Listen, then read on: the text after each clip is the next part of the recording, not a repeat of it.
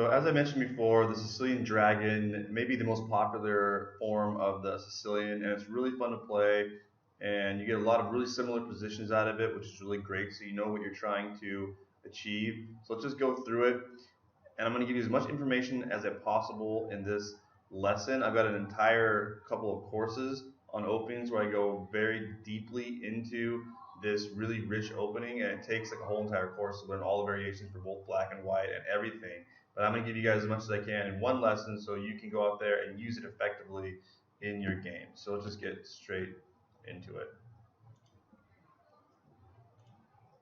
So we know we go e4, c5, the knight comes out, our pawn goes up, and then 90% of the time, white will play this move. They know the opening and all, they know the lines that come out of the open variation, and they get a really good attack. White has something called an English attack, something called the Yugoslav attack, there's a Fischer-Sozin attack, and we're going to learn all of those later in the course, and they're very effective attacks for white, which is why we really need to know the opening and how to defend against those, and then get our own counterattack for black. So we trade off this pawn, which is actually a good thing for black. We're trading a c pawn for one of white's central pawns. So in theory, we benefit a lot from this exchange, but white gets a temporary strong center and their pieces are coming out very effectively. So in chess, you're usually giving up something in order to get something, and then the side that wins out will be the one that over time makes the best moves, understands the position more deeply, and gains an advantage, creates weaknesses,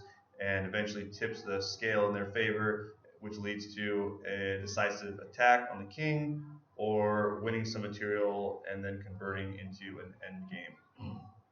So we play our knight out, and they play their knight out, and this is where we go into the dragon. So we play g6, we're going to fianchetto our bishop. If white knows the opening, they will immediately play this pawn move, usually to f3, in order to stop the black knight from coming down here and threatening the light squared bishop that wants to be placed on e3 here. This is a natural formation for white to put their bishop on e3, put their queen on d2, and be prepared, especially when we have a fianchetto bishop, to try to trade off that bishop later in the game when the time arises. Because whenever you have a fianchetto bishop, the whole point of fianchettoing it is to make it a strong piece that aims down this long diagonal. It's one of the reasons that this position got its name the dragon variation, because this position with the open board has such a strong bishop right here that we say it breathes fire down the board. It's a fire-breathing dragon. It's such a strong piece. And also because of the shape of the pawn structure right here, it kind of looks like a dragon as well. So that's why it got called the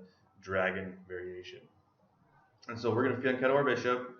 White will continue with their plan of setting up their skewer here, this battery of these two pieces.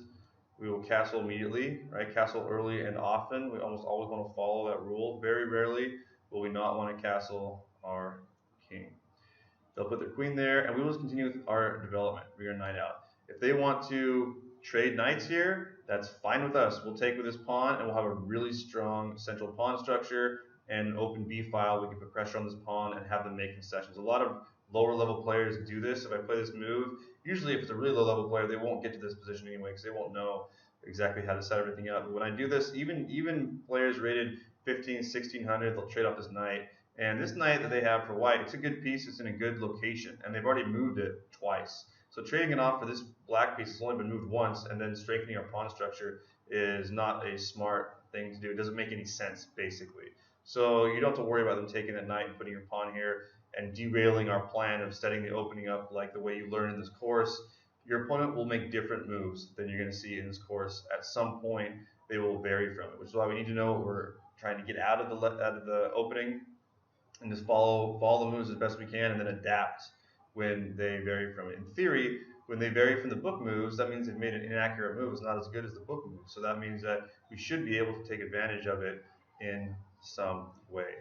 But to follow up with the opening, we're going to continue to develop and set up our pieces on these really good squares. Black's going to have this open or semi-open C file, so it makes a lot of sense for us to move one of our rooks here and aim it down the board. White is going to usually castle long and attack our king. It's a very dangerous attack. This setup right here works very well for white in many, many different situations, because against a fianchettoed king, You want to try to trade off the bishop, as I said. You want to pawn storm. You got your rooks aimed down here, and it's very dangerous. So we need to know how to defend against it. But if you know the best moves to use to defend against it, we can successfully do so, and then we can counterattack on the other side and hopefully win the game. You got to know some of the key moves. Okay, so after they castle along, we're going to continue to develop. We're going to get our bishop here. We're going to get our queen out, usually to a5, which does a couple things. It threatens this square if this knight moves.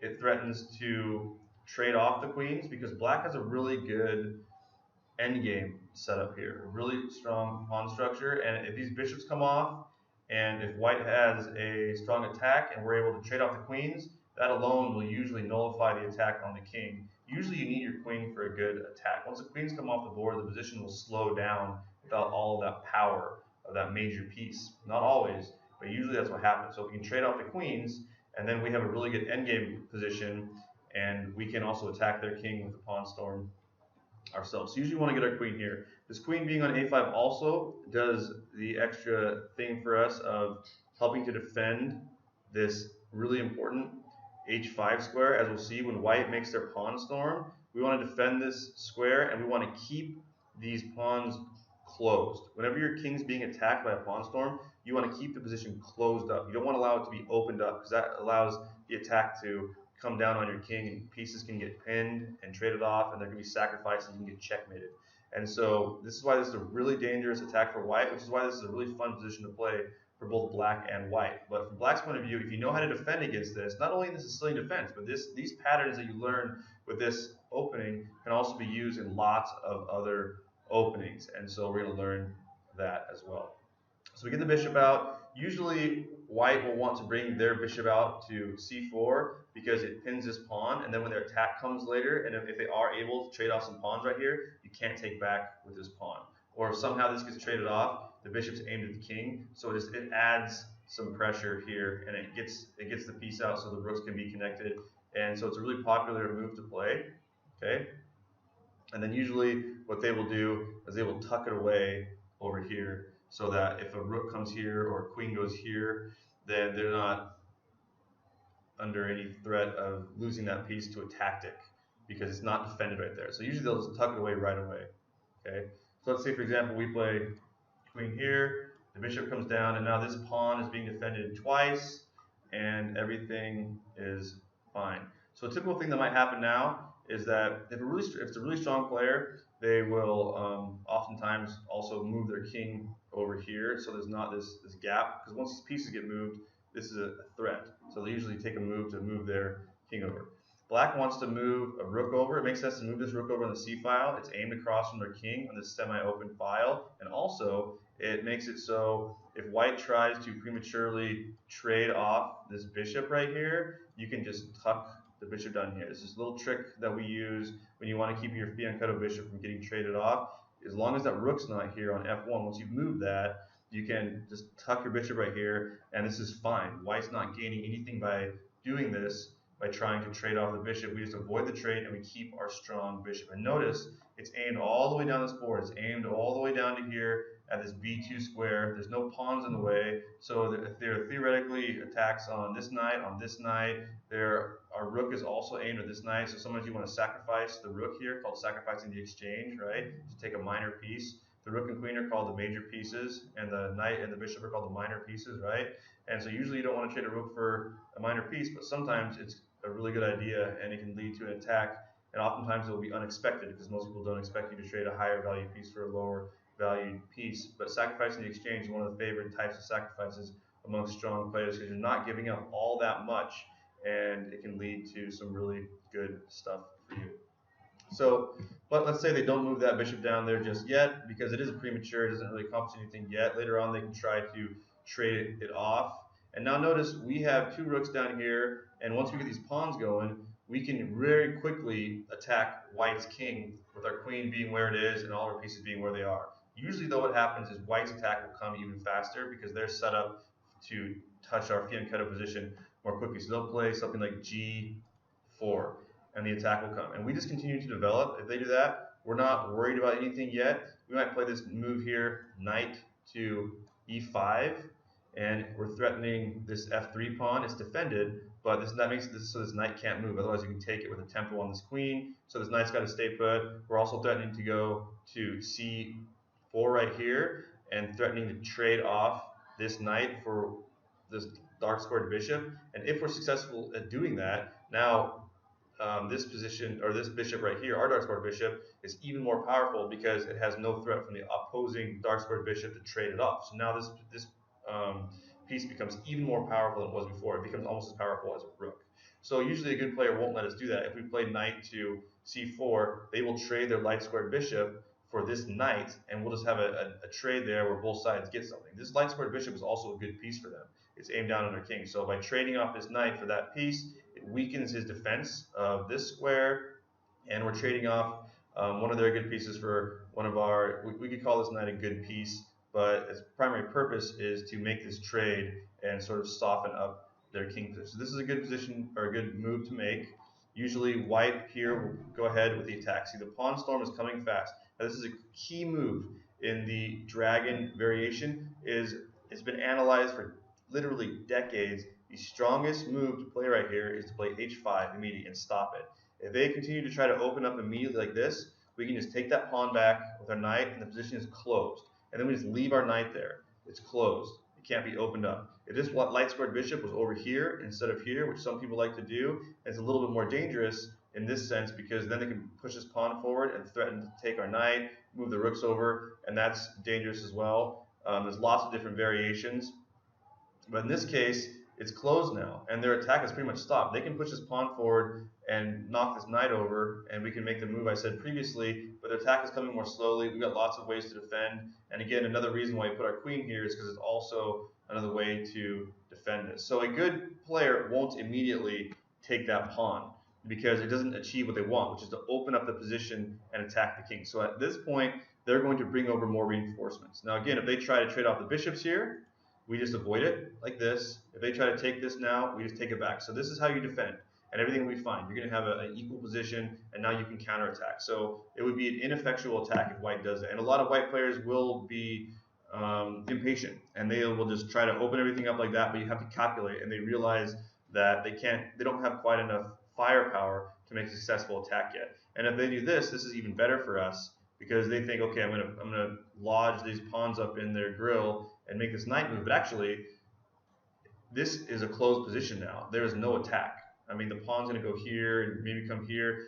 It's slow. It doesn't work. We can just move our knight over here. The position is not going to be opened easily. So this is actually a really good thing. This means their attack is pretty much done. If you're the attacking side and you're using a pawn storm, then you don't want the position to be closed. You want it to stay open. Okay. So that's not a good thing to do. So typically, what would white do then? White would probably just move a rook over and do something like this. Maybe move the queen over and get ready to take here. Now maybe they can take. And then when we take with the knight, now they can maybe look at some sacrifices, right? They've got this bishop right here.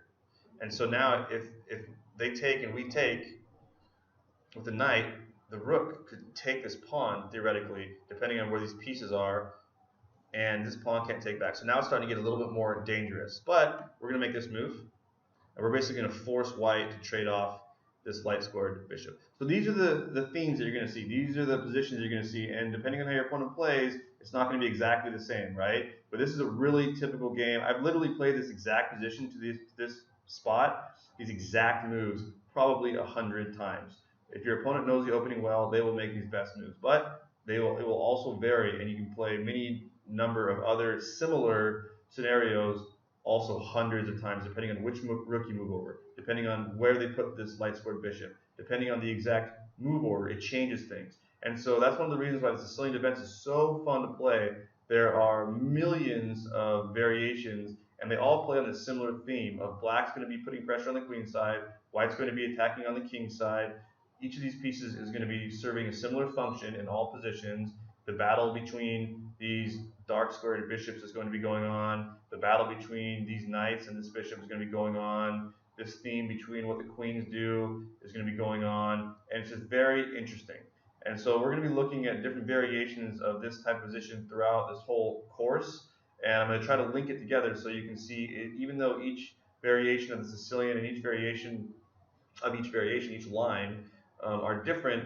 We're following a similar theme, and you need to basically become fluent in all of them so that no matter what your opponent plays, you can go into a line that you know well and get a good position.